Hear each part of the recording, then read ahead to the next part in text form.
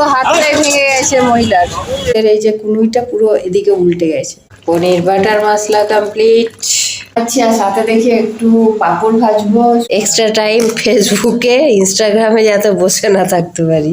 সবাইকে অনেক অনেক স্বাগত আপনাদের সবার প্রিয় সীমা ঘোষ ব্লগে। আর মিঠি অলরেডি স্কুলে চলে আসে, আর আমরা দিদির বাড়ি থেকে ফিরে এসেছি সোমবার দিন। আর তারপর আর ব্লগ বানাইনি, কারণ শরীরটা এবার দিওয়ালির সময় থেকে শরীরটা এত খারাপ ছিল যে আমি সেভাবে ব্লগ কিছু বানাতে পারিনি। দিদির বাড়ি গেলাম, সেখানেও সেভাবে ব্লগ আমি বানাইনি। অন্তত যাই হাটটা করে নিয়ে আসি। করতে এসে তো এখানে আর এক ঘটনা। আনতে গেছিলাম পনির আনতে গিয়ে রোডের মধ্যে এমন অ্যাক্সিডেন্ট দেখলাম, আর পুরো হাতটাই ভেঙে গেছে মহিলার।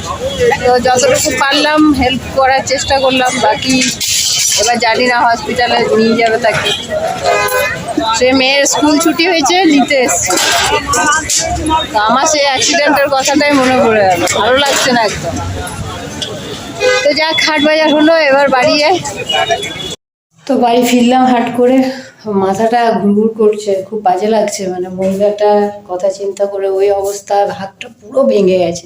মানে আমার চোখের সামনে মানে একটা গাড়ি ক্রস হচ্ছিল, আর সে যাচ্ছে নিজের মেয়েকে স্কুল ছুটি হয়েছে আনার জন্য, 4 হুইলারে মেরে এসেছে।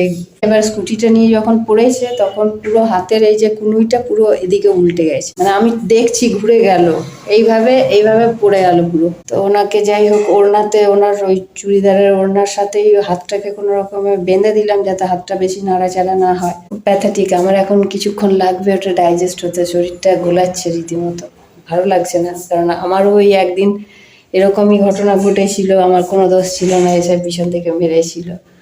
তো সেই দিনটার কথা চিন্তা করি, রান্না বান্না করতে ইচ্ছে করবে না। এবার কিছুক্ষণ বসি, একটু মাইন্ডটাকে ঠিক করি, তারপর রান্না বান্না করবো। এবারে স্নান টান করে রান্নাঘরে ঢুকে পড়লাম, কারণ হাট থেকে এসে ভালো লাগছিল না, ওই জন্য একবারে স্নান করে ঢুকলাম। বানাবো একটু আজকে পনির বাটার মশলা, কারণ মিঠি অনেকদিন ধরে বলছে মা পনির বাটার মশলা বানাও। কারণ দিদির বাড়িতে গিয়েছিলাম, ওখানে পনির বাটার মশলা খেয়ে ওর মনে পড়ে গেছে। আর ঠিক আছে, পনিরের তো তরকারি হয়, তো আজকে পনির বাটার মশলাটা বানাই। পনিরগুলোকে আজকে আর ভাজবো না, বড় বড় করে পিস করে নিয়েছি। একটু কাজু, গরম মশলা আর এখানে সব কেটে কুটে রাখলাম। আর এদিকে কড়াই গরম।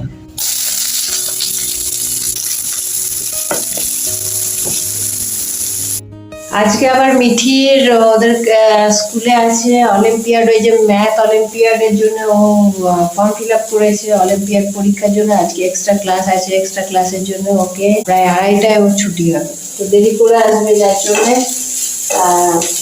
আর চলো একটু বেশি করে টিফিন দিয়ে দিয়েছি ওকে। খিদে তো পাই 2:30টার সময়, ও তো অলরেডি তখন ঘরে এসে স্নান টান করে নেয়, তো খিদে তো পাবে। গত 2 মাস ধরে ফেসবুকে কোনো রকমের ভিডিও দিইনি, জাস্ট এই পুজোর সময় একটা ছোট্ট রিলস আমি ইনস্টাগ্রামে আপলোড করেছিলাম। তো ওটা তো অটোমেটিক বাই ডিফল্ট করা আছে, ও ফেসবুকেও শেয়ার হয়ে যায়। তো বহুদিন পর ফেসবুকে ভিডিও ছেড়েছি। তো কেউ যদি ফেসবুকে ফলো করতে চাইলে ফলো করতে পারেন।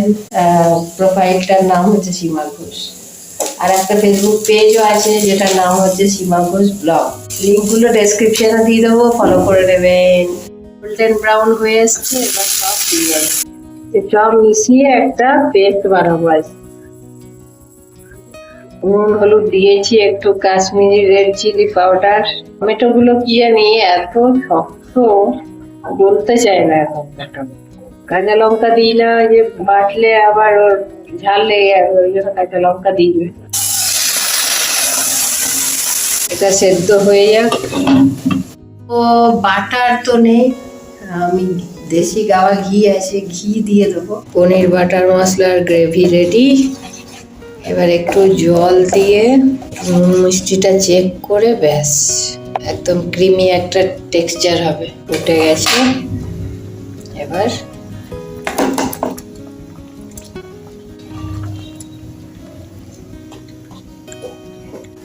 আর কাসুরি মেথি। মিঠি তো আজকে দেখে স্কুল থেকে এসে খুব খুশি হয়ে যাবে। ব্যাস কমপ্লিট। পনির বাটার মশলা কমপ্লিট। দারুণ রিচ একটা কালার এসেছে। চুল কাছাকাছি করেছি, আশা করছি শুকিয়ে গেছে হয়তো।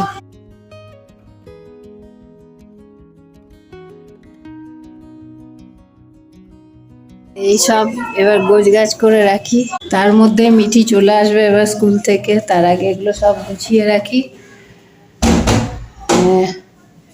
অ্যাকচুয়ালি এই এত কাছাকাছি জমেছিল, তার মধ্যে বৃষ্টি মেঘ, যাই হোক এখন এগুলো গোছগাছ করে নিই, তারপর তো মিঠি আসবেই। করেছি একটা সাম্বার টাইপের, সব রকমের সবজি দিয়ে যাতে মিঠি খায়, ওই জন্য এই ট্রিক্সটা অ্যাপ্লাই করেছি।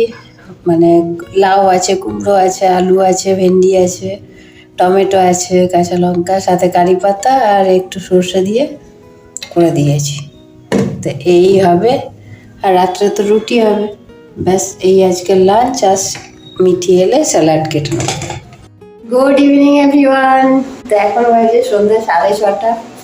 মিঠিকে একটু মুড়ি মেখে দিলাম, ও মুড়ি টুড়ি একটু ঝালমুড়ি খেতে ভালোবাসে, সন্ধ্যাবেলা বাড়িতে থাকলে ঝালমুড়ি মেখে দিলাম, ও ওটা খেয়ে পড়তে বসবে। আর আমি বানাচ্ছি চা। চা মোটামুটি আমার রেডি, চা খাবো ওই জন্য চা বানাচ্ছি, আর সাথে দেখি একটু পাঁপড় ভাজবো। তো গিয়েছিলাম একটু বাইরে, কারণ মেথির স্কুলের প্রজেক্টের জন্য একটা জিনিস দরকার ছিল, সেটা নিয়ে এলাম। এই যে ইয়ারবাডস, কারণ এই পাইপগুলো দিয়ে ও জয়েন্ট করবে, ওই জন্য এটার দরকার ছিল। গিয়েছিলাম একটু মার্কেটে, সামনেই দোকান, ওইটা একটা সুবিধা, গিয়ে নিয়ে চলে এলাম।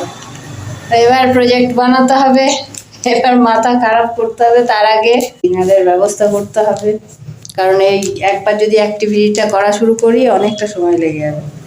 আর মিঠি এই যে পড়তে বসেছে, ও পড়াশুনো করছে, করে নিক, তার মধ্যে আমি ডিনারের ব্যবস্থাটা করি। এগুলো সব নিয়ে বসেছি, মাথা খারাপ।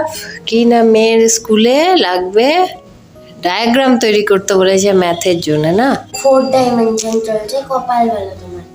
4 ডাইমেনশন ডায়াগ্রাম। ইয়ারবাডসের পাইপগুলোর মধ্যে এই টুথপিকগুলো দিয়ে দিয়ে কিউব তৈরি করা হবে। স্কুলের এই সমস্ত কর্মসূচি দিয়ে রাখে, যাতে আমরা এক্সট্রা টাইম ফেসবুকে ইনস্টাগ্রামে যাতে বসে না থাকতে পারি। ডাইমেনশনাল কিউব বানানো হয়েছে। এটা কিউব বানানো হবে, লাস্ট টাইমে তাতেও কিউব বলা হবে। তো আজকের ব্লগ যদি ভালো লেগে থাকে তাহলে অবশ্যই লাইক, শেয়ার আর সাবস্ক্রাইব করবেন। আবার দেখা হবে নেক্সট ব্লগে। টাটা।